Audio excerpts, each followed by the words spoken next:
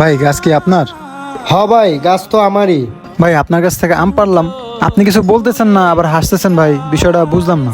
ভাই বিষয়টা বুঝলেন না? বিষয়টা যদি আপনারা বুঝাইতে যাই তাইলে আপনি আমার কাছে মাপ চেয়ে কুল পাইবেন না। বিষয়টা কি বলেন না ভাই। বিষয়টা হইলো ভাই, আপনি যে আমার গাছ থেকে আমটা পারছেন, আপনারে আমি এখন কিছু কমো না, কিন্তু হাসরের ময়দানে এই আমের দাম কিন্তু আপনার অবশ্যই দিতে হইবে। ওই দিন কিন্তু এই আমের লেগে আমি আপনারা অবশ্যই আটকামো। ওই দিন আমি টাকা কই পামু? আরে ব্যাককল ভাই, আপনি এটা কি কইলেন? ওই দিন কি আর টাকার খেলা হইব?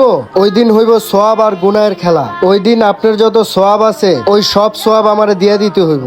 এটা আপনি কি বলতেছেন ভাই? দুইটা আমের জন্য আমি আপনার ভাই 2000 টাকা দিতেছি ভাই। ভাই তাও এই ধরনের কথা বললেন না ভাই, আমার মাফ করে দেন ভাই প্লিজ ভাই। ভাই প্রয়োজন আমি জীবনে আর কারো কাছে আম নিবো না ভাই, দয়া করে আমার মাফ করে দেন ভাই প্লিজ। আচ্ছা ভাই, সমস্যা নাই, আপনারা আমি মন থেকে মাফ করে দিছি, কিন্তু ভাই একটা জিনিস মনে রাখবেন, কাউকে না বলে এভাবে কারো রিজিকে হাত দেওয়া উচিত না। ভাই এই যে আপনার কাছে আমগুলো রাইখা দেন ভাই। ভাই সমস্যা নাই, আমগুলো আপনি নিয়ে যান, খায়া ফেলান। আচ্ছা ভাই ধন্যবাদ, আসি ভাই। ভিডিওটি ভালো লাগলে সাবস্ক্রাইব করে পাশে থাকবেন। ধন্যবাদ।